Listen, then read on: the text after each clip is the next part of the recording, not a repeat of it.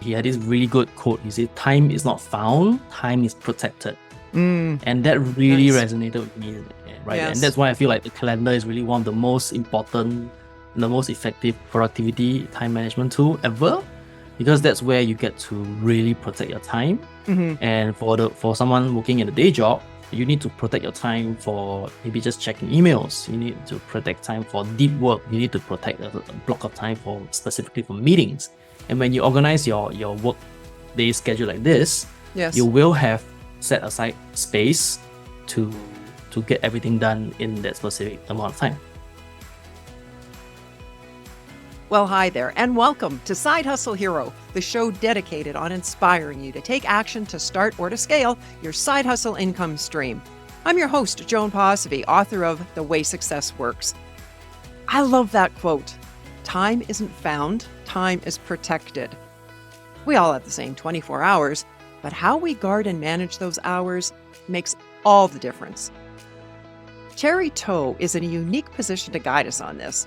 By day, he's a strategy and operations lead at Google in Singapore. But by night, he's a productivity coach, helping part-time entrepreneurs thrive while balancing their day jobs. Terry knows firsthand the challenges of juggling multiple commitments. And so here, he's included insights on becoming more productive and efficient in your day job so that you can free up more time for your side hustle. Terry also shares his morning minutes hack and end-of-the-day wind-down routine to help you stay on top of your most important to-dos.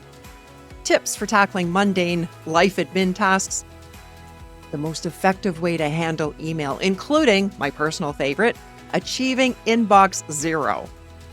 Imagine that. But before all that, if our chats are sparking your entrepreneurial spirit and providing valuable insights, consider showing your support by visiting sidehustlehero.com/support. That's where you can shoot me a virtual coffee. It's a real thing and a fun way to give this show a caffeinated thumbs up. Thank you so much. Now here's my conversation with someone on a mission to help you carve out more time for your side hustle, Terry To. Well, welcome, Terry. Thank you. Thanks for having me.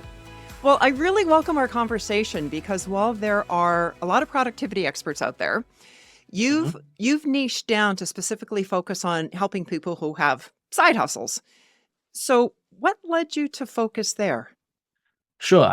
Anybody comes to me with a productivity kind of question, I can help them. But I find it more enriching and energizing for me when I'm working on a problem or challenge around their side hustles. They might not be able to have time to start a side hustle in the first place, or they don't know how to manage their operations, their day in and day out. On that kind of problem gave me the most enjoyment. All right. Well, imagine I have a very full-time job and I'd really like to start a side hustle, but damn it, I am at a loss to find a way, given the demands of the rest of my life, to find the time to fit it all in. Or I have a side hustle, but I'm just not giving it the number of hours it needs. What could you suggest to help me out?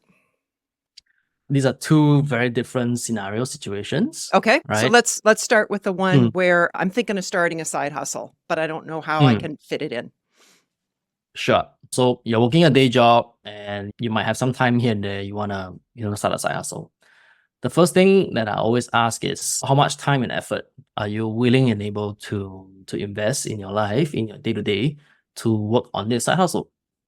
And this is, it's a very innocent question, but what I've experienced is that, there are people who say, I want to work with like 100 clients a month while working a day job and taking care of 2 kids and yada, yada, yada. And running a marathon and all this kind of thing. Like, okay, sure, it's good to be ambitious, but let's be a bit realistic, right? So we need to, just try to look at your schedule. I always like to ask them to pull up their calendar. Let's put it on the screen and then let's look at it together and figure out really realistically how much time can you afford in your side hustle. And what this does is it really helps you scope your expectations. It scopes what kind of side hustle to build it to. Right. If you're telling me that you can only spend like an hour or 2 every day, okay, then you don't want to work on a side hustle that it takes like a ton of time. So figure out how much time you have and then we work from there. And as far as looking at someone's calendar and helping them out, you both looking at their calendar, a lot of it comes down to priorities, isn't it?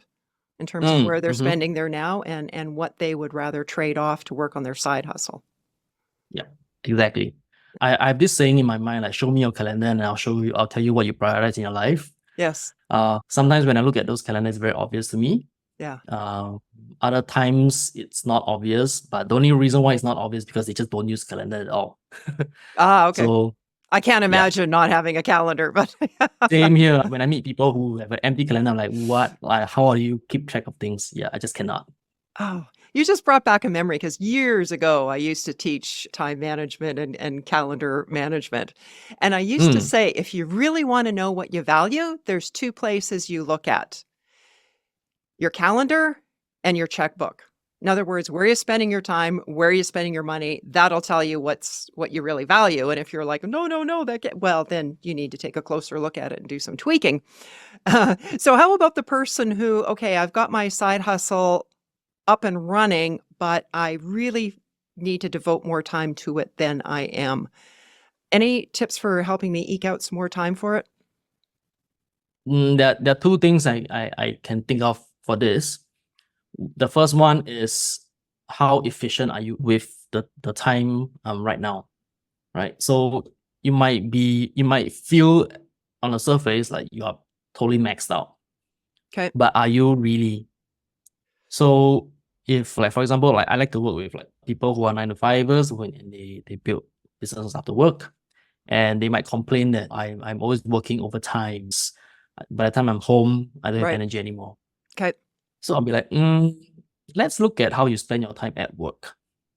Because chances are you may not be very efficient with your time. You might be wasting a lot of time idling around, or you're not focused.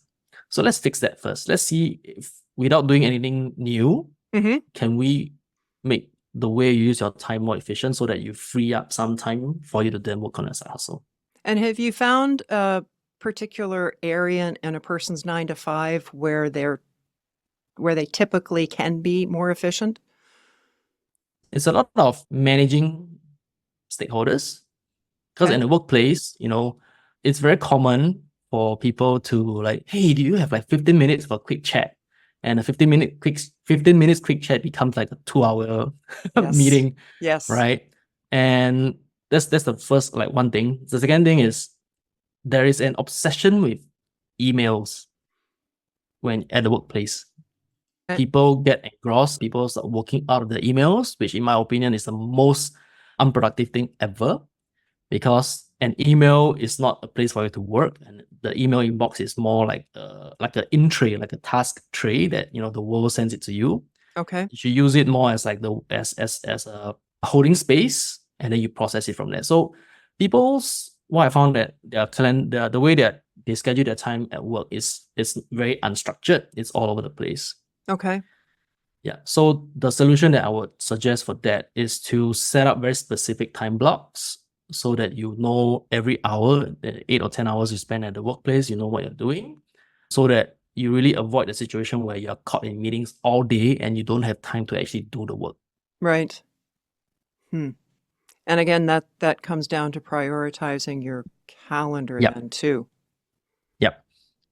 It's about having a time and place for everything in your calendar, so that you don't get caught in this endless loop of meetings and then follow-ups. And by the time you have the time and peace to do the work, it's like 7 o'clock in the evening. Right. You should be home by now, things like that. Yeah. So then we really need to be clear on our priorities, because for most people, particularly managers, even if they're scheduled to be there, say 8 hours, I think an error that some people make is they think that they've got 8 hours to schedule, where they don't. You mentioned that person that's, hey, got 5 minutes, got 15 minutes. Potentially you are interrupted a lot. So that 8 hours of calendar really might just be an hour of really solid, head down, deep work kind of time, right? You have to block time. You have to protect the time for that. There's this person called Dr. Corey Wilkes. He had this really good quote. He said, time is not found, time is protected. And that really Nice. resonated with me, right? And Yes. that's why I feel like the calendar is really one of the most important and the most effective productivity time management tool ever, because that's where you get to really protect your time. And for someone working in a day job, you need to protect your time for maybe just checking emails. You need to protect time for deep work. You need to protect a block of time for specifically for meetings. And when you organize your work day schedule like this, Yes. you will have set aside space to get everything done in that specific amount of time. Yes. And Yeah. again, knowing your priorities. So those are the things that you're working on, not Yeah. the easy stuff or perhaps is the Yeah. most favorable stuff. Yeah. So Hmm. what do you Yeah. do in that situation where somebody does say to you, "Hey, Terry, you got a sec?" I'll be like, okay, if you need time, you look at my calendar. In my workplace, our calendars are all like open to everyone. So it's transparent, right? Okay. So if you are in that situation where everyone can see your calendar, I'll be like, you can just find that empty block that I've designated as meeting time. If it works for you, put some time there, we can chat then. Otherwise, let me know and then we'll figure something out. So if it is like a second, 30 seconds, sure, quick, let's do it right now. If not, please book Yes. time. Is that what you're? Yes. Yeah. Yes. I'm a huge Okay. fan of, there was this meme a couple years back of the dude with a cardboard sign. Okay. Yeah, he's just a dude wearing sunglasses and like sweater, holding a cardboard with some words on it, and one of it was that meeting that could have been an email. Yes. Yes. Yeah. Yes. Yeah. Well, speaking of those emails, I understand that you know how to achieve, quote, inbox zero to get more organized in your work and your side business. Mm-hmm. I want that. How do you do that, inbox zero, short of just getting a brand new email address? It's starting all over again. That's the first thing I thought of. Well, there's a couple of elements about that, right? The first thing that you need to know is what actually goes into your email in the first place. In the workplace, it's very common and it happens too much that you get CC'd into emails that you don't need to care about, right? Yep. That's one. Or there are just tons of like FYI emails, like they could be system notifications or whatever, right? So you need to control that inflow first. How do you do that though, if they're coming from other people? So in a tool like Gmail, for example, Okay. they have this feature where you get to set filters, right? And some what do you call it, like automations, such that when it receives an email, and if you set it up such that every time I see an email with the subject title promotion, for example, it gets deleted immediately. I don't even see it in my inbox. Okay. Right? Or if you know that you're always getting FYI emails from a particular person, you could just set that when you ever receive an email from this person, just park it in this other folder and I'll see it later. So you don't actually see too much of it. Right. I used to receive like literally 1,000 emails every day at work. That's crazy. That's crazy, of which Terry. like 900 of it are just like, I don't even need to read them. Well, and then you end up missing the really important ones if you're getting that many. So that's why, going back to my time block earlier, I have specific time blocks to check my emails. But when I check my emails, I'm not just checking for, what's unread. If I know that you're scanning them. Yeah. I'm scanning them. Yeah. And I would make a note as well. Are there particular tags or folders that I need to just go in, have a peek. If nothing jumps out, I'm out. Right. So it's all very intentional. If it's something that you know that you don't have the time to respond to in that moment, but it does indeed need your attention, how do you flag it or work with it so that it doesn't get lost in that black hole of an inbox? So in this scenario, I would do one tiny extra step, which is I will tag it with a follow-up label. Okay. Yeah. So on my email interface, you can set it up such that you can split your inbox view into a couple of different folders. Okay. Right. And one of it is like the follow-up folder. So if it's something that I see, I might need to look at it a little bit more later. I'll move it there, so that the next time when I come in to view my inbox, it's there. I make it point. Okay, I set it as a rule for myself. Like by the end of the day, that folder needs to be empty.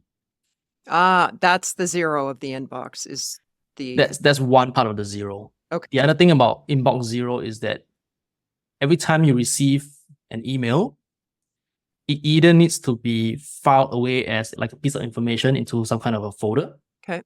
Or it needs to become like a task that you would work on later. Okay. As long as an email becomes one of these two things, it's considered processed. Okay. And it gets archived. Yep. Okay. What the difference and what people usually do is that they see an email, it's a task, and they just leave it there until they do the work. All right. But you would transfer that to that follow-up folder. If it's for me to read later, I'll put it in the follow-up folder. Okay. If it's very obvious, like, hey Terry, can you work on this task? Yes. Then I will transfer it into like a task list, a to-do list. Okay. And then I'll file that email away. If it's a purely informational email, like a product launch or boss says this, then it goes into the appropriate folder and I archive it. Okay. And yeah, the archive button is probably my favorite button in the whole email. Yep. It just disappears from your view, but it's still there. Yes. It's not gone. It's not lost. So that tagging it or sending it to the follow-up, is that a folder that you set up, or is that a label, or how does that work in Gmail? What is that? For Gmail, it's a label. Okay. All right. That's what you're right? using. Where you just set up the labels beforehand, and then every time I process my emails, I'm just like labeling it archive, labeling it archive, labeling it archive. Got it. Yeah. Okay.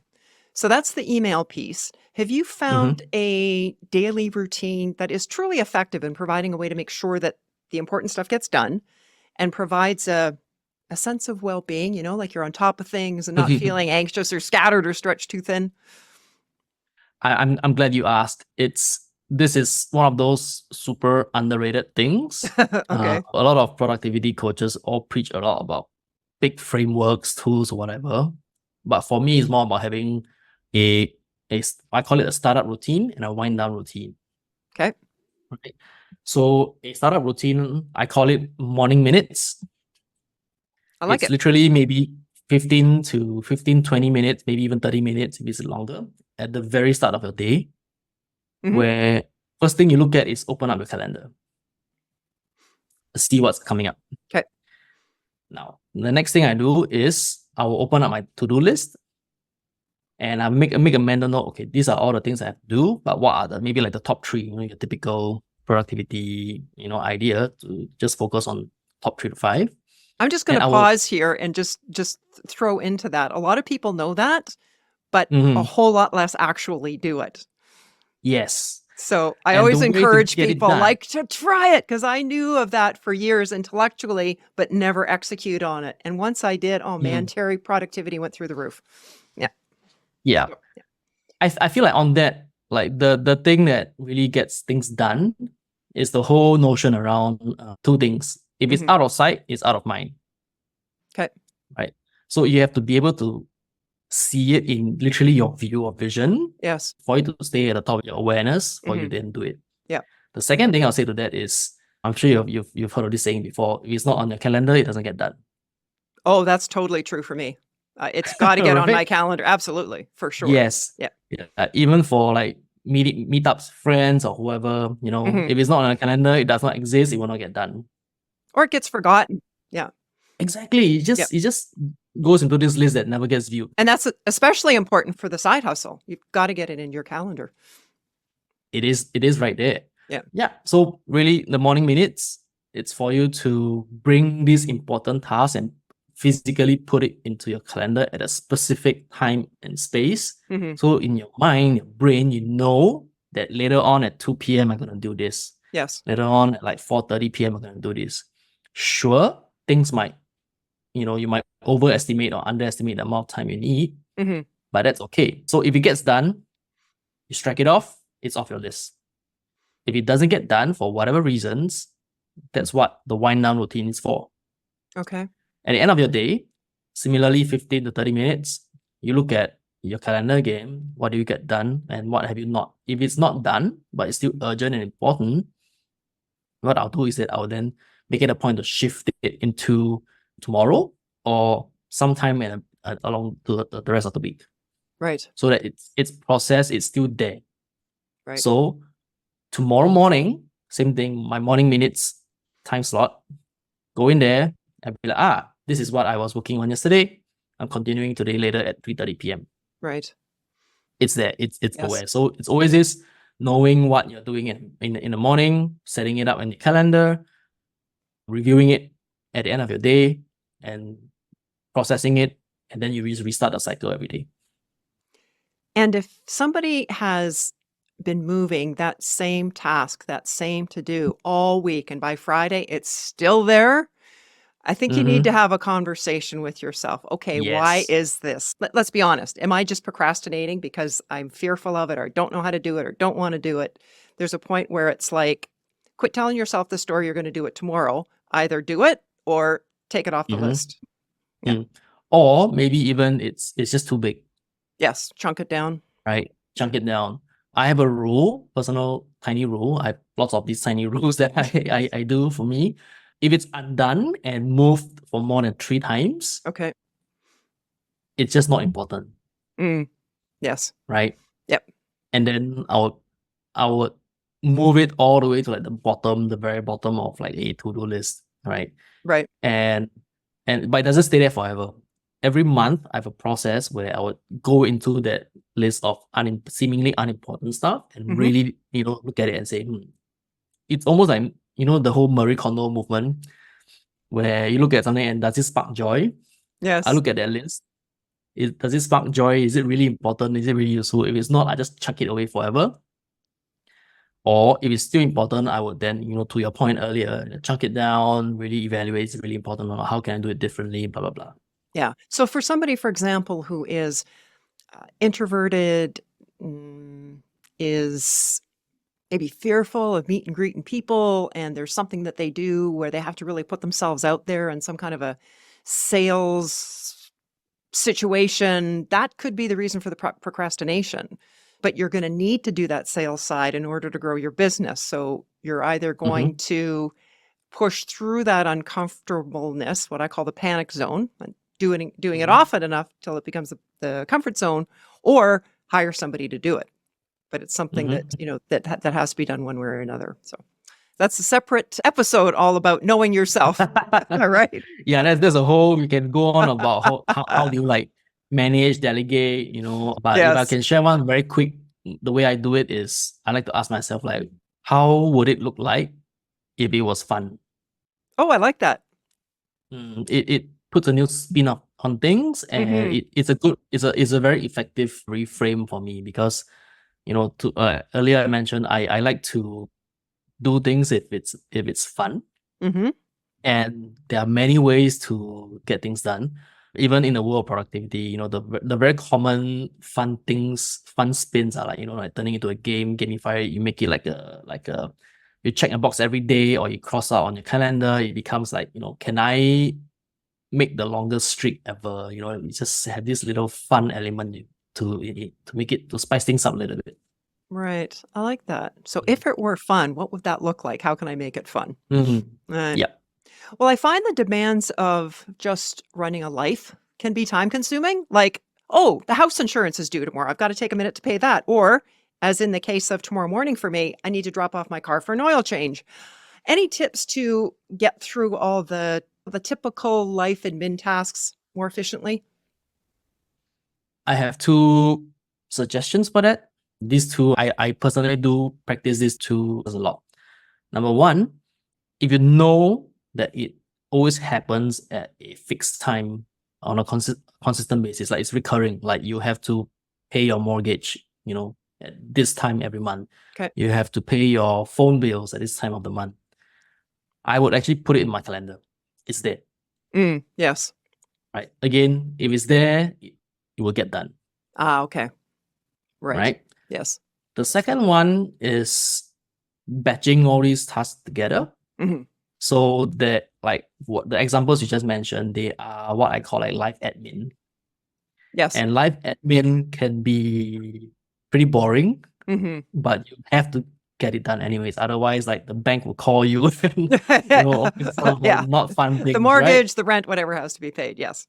Exactly. The home insurance. So I would batch them into like a life admin block. Right. And that's where earlier I mentioned you set up time blocks in your workday schedule. You will do the same, a similar exercise for your personal life as well. Right. So for example, for me, I have a ton of like errands and chores that I need to do for my house. Yes. I need to like clean the washing machine. I need to switch out the filters here and there. Right. So I block out one Sunday afternoon once a month. It's a chunky block. It's like maybe 3 or 4 hours long. Yes. And in that block, we'll have all the tasks that I have to do on a recurring basis. So it's using the calendar. It is knowing that you have a time and place for everything. Yes. Right. It gives you a little bit more comfort, gives you a little bit less anxiety. And you know that it's going to happen eventually. It helps you more like plan your life more intentionally, as more consciously as well. Yes. But you're not caught in a situation where you don't like you just try to remember the thing, you keep it in your mind, but you don't do it, and it just bites at you at the end of every day. Well, that's actually a good tip too for helping us remain focused, because if I see, like, as someone who works a lot in the home space, if I see something that needs to be done, rather than doing it because it's not on my agenda, you're saying doing it, for example, once a month, what I can do is just make a note of it, and then I can completely put it out of mind. Exactly. It will be looked after, but not now. Yeah. And I'm glad you mentioned like make a note. So literally like just writing things down. Yes. Right, putting it there. So some people like to do it digitally. They have like tools like Notion or even a Google Doc, that really works. Yeah. I have a friend who he keeps a little post-it pad in his pocket and he brings it everywhere he goes. So whenever something comes to mind, he just take it out and then like just writes it and put it back in the pocket. Yes. And yeah, interestingly, like the human brain is just not good at remembering too many things. It's much better at being creative and thinking about stuff. So that's how I like to optimize it for. Right. What's the best way for our listeners to connect with you, Terry? So I run a newsletter called the Part-Time Productivity Lab. So in this newsletter, it's a weekly newsletter in which I would share practical and actionable tips and frameworks that readers can use and apply in their lives immediately. It's really actions and practices, habits and routines that either I have done it myself and it works for me, or that of my clients and I like to share with everybody. And every week you will get like a worksheet or checklist or guide that helps you, teaches you how to do put in place a little bit of a structure in your day. Yes. To help you become more productive.